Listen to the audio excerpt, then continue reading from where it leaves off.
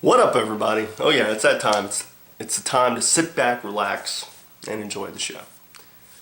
Now, I wanted to kind of hold off and wait until the dust had settled, until everyone in the community had decided to put out their videos and give their say of what they thought of January 4th's edition of Impact and Raw. And then I figured, well, who better?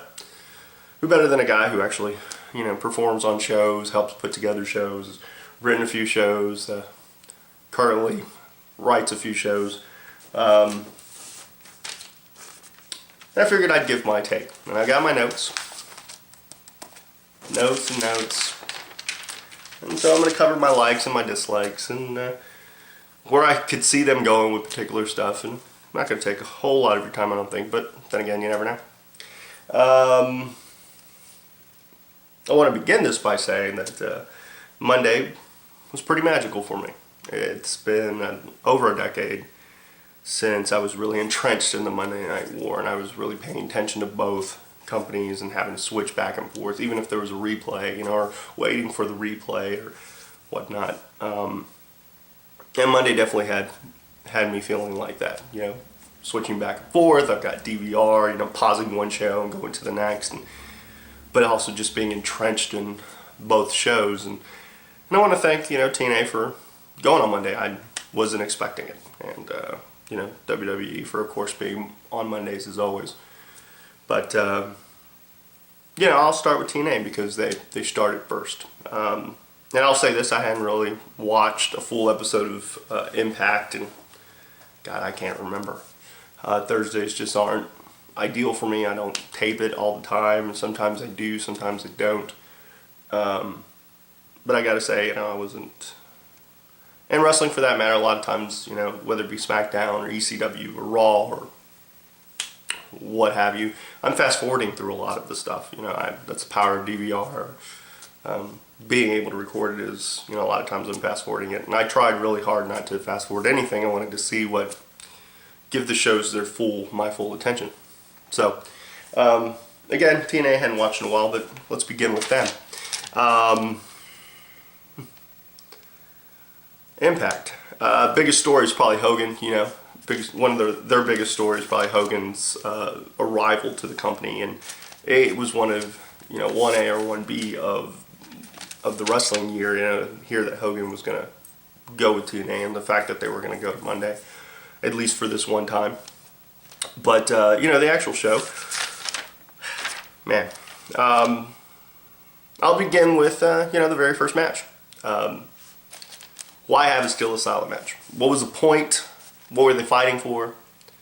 A lot of questions to be answered, which we'll probably never get the answers for. They probably were going to say that they were showcasing the X Division talent. I feel like it was just not a great showcase for guys. You put them in a Steel Asylum match, which limits them, which limits camera angles, and it's probably hard to look at, hard to see while you're there. And again, what were they fighting for? What was their showcase? Were you trying to showcase the X Division champion? Were you trying to showcase someone in particular within the match, whether it be Suicide, Motor City Machine Guns, Lethal Consequences, Suicide, Kiyoshi, Homicide, Amazing Red? Who were you trying to showcase? Were you trying to showcase Jeff Hardy?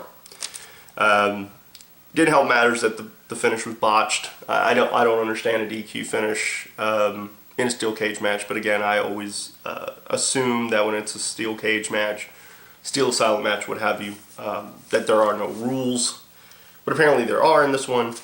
Then he tries to climb too, Homicide tries to climb, and I didn't really get that. All of it kind of left to Jeff Hardy returning, but it was like a flat return, like it didn't have that sense of a big moment, as big of a moment as it should have been. Commentators really didn't help put it over. And the whole time I'm watching Jeff sit at the top of the Steel Asylum cage, I'm wondering, well, isn't this guy going to jail at some point?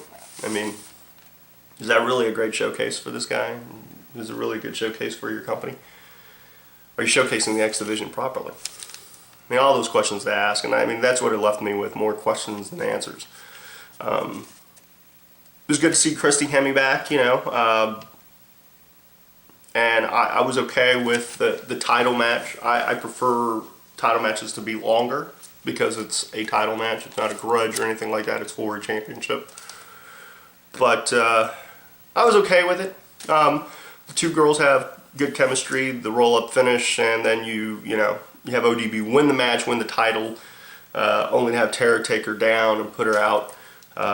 It's all setting up for a Genesis rematch, which I don't have a problem with. Again, they have good chemistry. It's just why do a title switch, but I guess I could understand the reasoning. Getting to see Ric Flair on TNA TV was definitely a surprise, to say the least. Just not sure, what they're going to do with him. So, I mean, at least, I think it provided, before I continue, I think all of the debuts or returns just made people feel like they wanted to throw out this impression that it's the place to be, and of course it is, and there's a lot of guys with history with Hogan. So I got where they were going with it, but still. Mick Foley storyline started, beautiful people, their strip poker deal. Alright. Lashley's supposed release, actually his wife asking for it, so the woman does the talking in this one, which, okay, whatever. And then you got the Hall and Waltman, in essence, I guess, making their return. And, when I was looking at Hogan and Bischoff and Nash and Hall and Waltman and Sting, I was like going, man, I think I've seen this before. Right? I've seen this before, right? Oh, wait, 1997. I saw this back in 1997. I hope that Hogan and Bischoff are correct and that they actually do push the younger talent. But we'll see. We'll kind of see. And I'll cover that here in a bit. Taylor Sarita's entrance was pretty hot. You take out the Motor City Machine Guns, really. You don't showcase them in a match of any kind of importance, apparently, and then you have them taken out. Okay. Solid tag match. Knockouts tag team match. It was good length, good build, and definitely, they're going to have a Genesis rematch, at least that's what I'm thinking. Val, Venus, Sean Morley, whatever, I think he was number 7 on the debut or return list. And then the Nasty Boys. It's sad to see that Stevie, Raven, and Daphne don't get any love. They don't even get like a little, they get a little blip of a graphic, but that's sad, How do you expect to keep company morale when you can't showcase every person and put every person over? I think every person in your roster, unless they're purely to enhance, and by enhance, they're a local talent or something like that, deserves their entrance. I don't care how long the show's going. I think everyone deserves it, unless you plan on just letting those guys go. But it struck me as odd. But it's a put-over match for Hernandez and Morgan and whatever. Pope's got a solid promo, and Orlando Jordan, wow, some people had problems with Desmond and De Niro, and I didn't. I liked the match. It was short, but I think it gets over for me. I think you really saw Desmond's ability as far as, his working the arm, being relentless and whatnot, and Pope kind of getting the win out of nowhere. And it was a good 70-30 match, and I really enjoyed it, honestly. And I had friends who don't watch TNA normally and watch that. And I don't see it as a demotion or they're de-pushing Desmond. I think you're given the time you're given, you have to make the most of it, and I think they made a pretty solid match out of the time they were given. Jeff Jarrett, wow. The Jeff Jarrett segments with Hogan, that was cool, Jeff Jarrett, will he step up? That's a unique thing that there's telling everyone, hey, we're gonna step up, we're gonna step up. Styles gets to speak, which is great. It's good to have the champion actually get to talk and say his piece. unlike Daniels, who got cut off. And Joe versus Abyss. First time I think ever. Good showcase for both. It was a decent little match. It wasn't long, but it was okay. But they had a 10-minute time limit, so you try to build Joe to a #1 contender, which he doesn't really need a whole lot of building. I'm not a fan of having a guy who enjoys pain, such as Abyss, a monster, actually having to tap out. But again, you're trying to get over the fact that Joe's a #1 contender. You take out Beer Money, you take out Rhino. You're building up Nasty Boys to with Team 3D. Angle gets to get on the microphone, and he seemed motivated. Hardy and Moore. Shannon Moore actually has a job, which is great. But bring on the preteen girls. I think, you may want to have girls a little bit older out there, But then again, if they're showing that they're popular with people of any demographic, that works. Let me think what else. Styles and Angle was solid. I thought early on it told a good story, and it was a match of the year candidate early on. I think they, again, it was no Taker Michaels.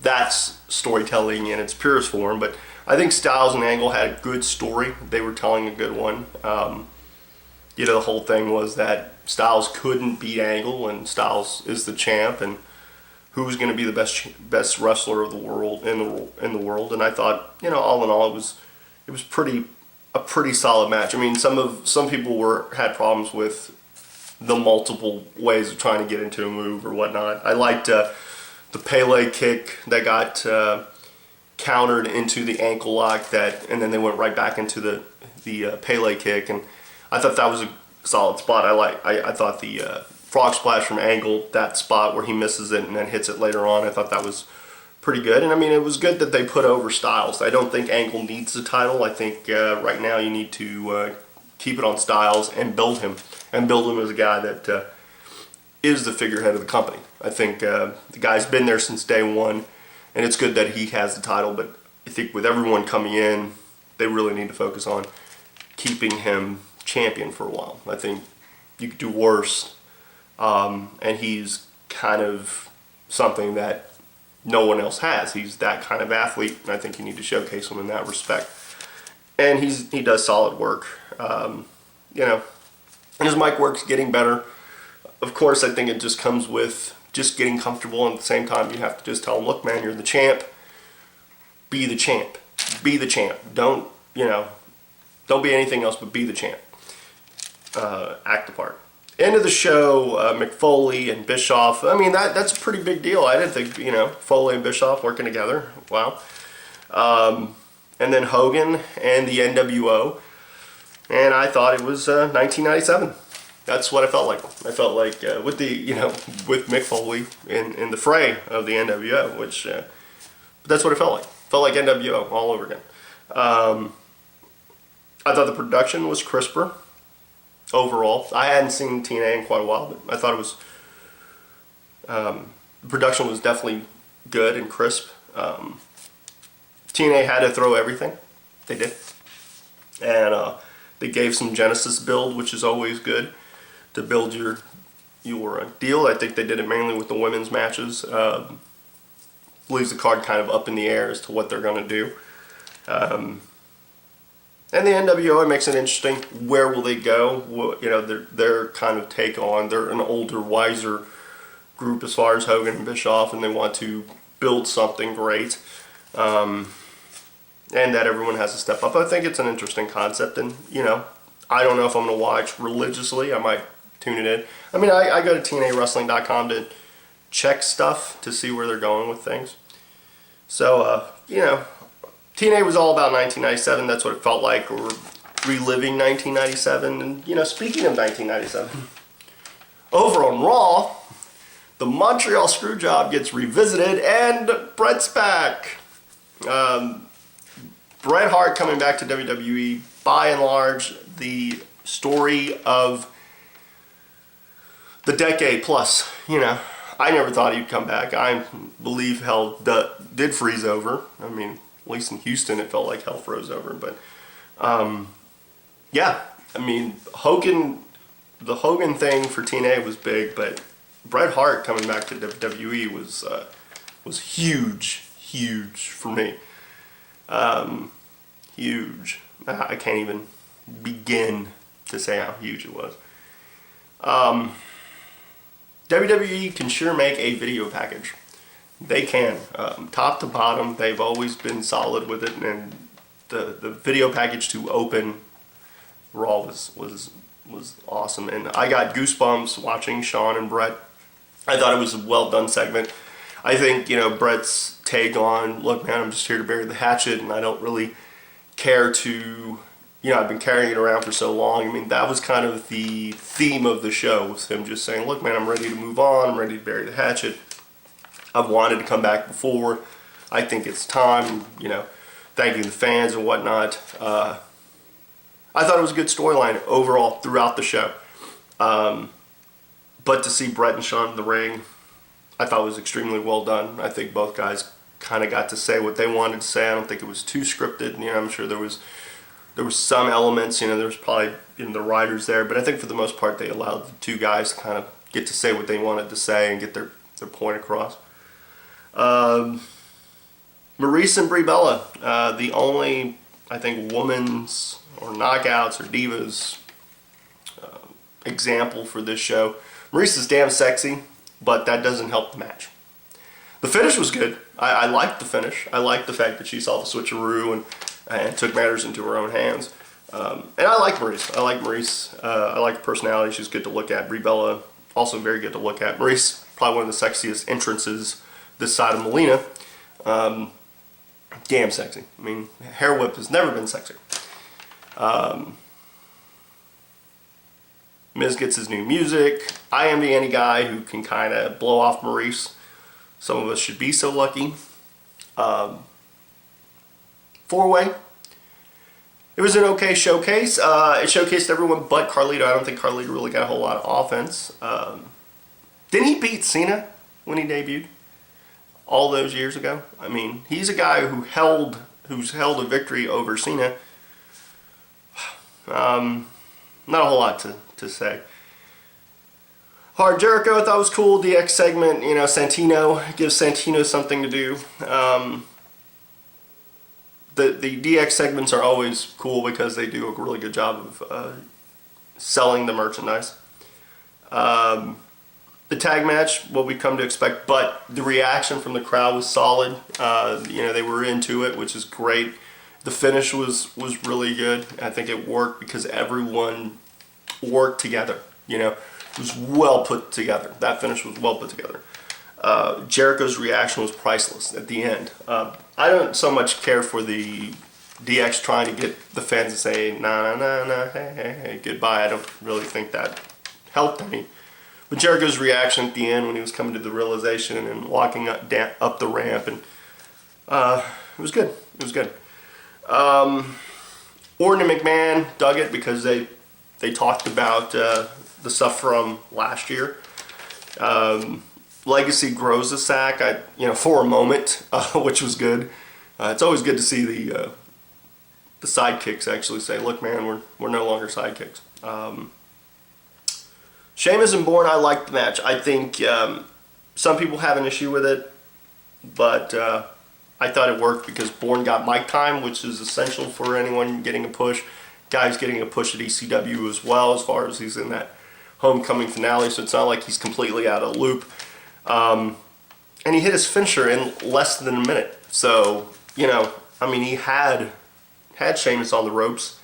And who better to kick out of your finisher than a guy who's holding the title, a guy who's beaten Cena, a guy that they seem to be big on.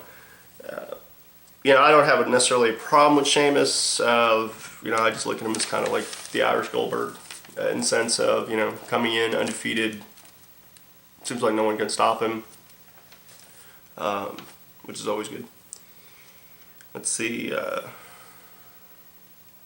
And Kofi and Orton. was solid. I think it showcased Kofi a lot, and it did really good things for Kofi. And I understand people don't like the fact that Kofi didn't go over, but what were you expecting? You know, Orton's kind of going to be this guy, and who knows? Maybe the Rumble, Kofi takes out Orton, and they have to have another match or something to that effect. Who knows? I don't know if it's completely done. And then the Brett and Vince thing at the end had me going. You know, Vince being apologetic, you know, thankful, and saying we're gonna put Stu in the Hall of Fame, and I was like, wow, these guys are, you know, they're burying the hatchet, and then Vince kicks him in the balls, I guess, and well, we'll just continue. It was a good show. I think it was what it had to be. They showcased Brett. It was all about Brett, and that's what it needed to be. I don't think WWE's position with TNA is that they see them as competition. For one, TNA's not coming to Mondays. They should, maybe. And two, WWE had Bret Hart. They didn't need anything else. They didn't even need John Cena on the show. They had Bret Hart. You know, I think for anyone who makes complaints and such, I think you need to kind of take a look, and take a step back, and realize that WWE is very formulaic. That's what it is. It's a formula. Every show that they do is pretty formulaic. They have their formula down. You may not like the formula, but a lot of us are watching the formula. So I don't think WWE needs to do all that much. They can kind of maintain the status quo until TNA either moves to a day that WWE's on, which I don't want to see. I kind of like the current setup. I don't think competition's great. At the same time, you know, I mean, especially with DVR, I don't think a lot of people would miss out on both shows, but I mean, I don't know. You know, I think when people are watching this Monday and they're watching Raw and realizing there's no TNA, and those TNA fans are watching, you know, Thursdays, they'll take a look back on January 4th and go, man, it was definitely a magical night. Who knows when we'll see it again? And I don't know, you know, I had a great time watching it, and I think at the end of the day, that's what's important, is that we all had fun. I want to say. So that was it for my review. I don't do these often, in part because they do take well over 20 minutes to do. But I was doing 5 hours of wrestling television. Might do a couple of videos here and there. I plan on them. I've got some dates coming up. I've got XWO on the 16th. I've got IWE's, the start of year 2, beginning the 23rd. Like I said, XWO on the 16th, and I don't know if I'm going to watch the Rumble. I might. I don't know if I'm going to watch TNA's pay-per-view or Genesis. I'm not sure. But again, you know, I think all in all that Monday was definitely a great night. It was magical, and I think we should all, you know, give both companies our thanks, and cool. So I hope you enjoyed this. Sorry if it was kind of all over the place, but those usually are my videos, and I will be back pretty soon. If you have any questions, hit me up. I definitely want to do a Q&A probably by the month's end. I will cover the comings and goings here of XWO, IWE, and all the other stuff I'm going to be doing. So until then, stay cool, stay sexy, stay classy, and as always, you're all of those when you're over here sitting with me at the Lucha Lounge. Later.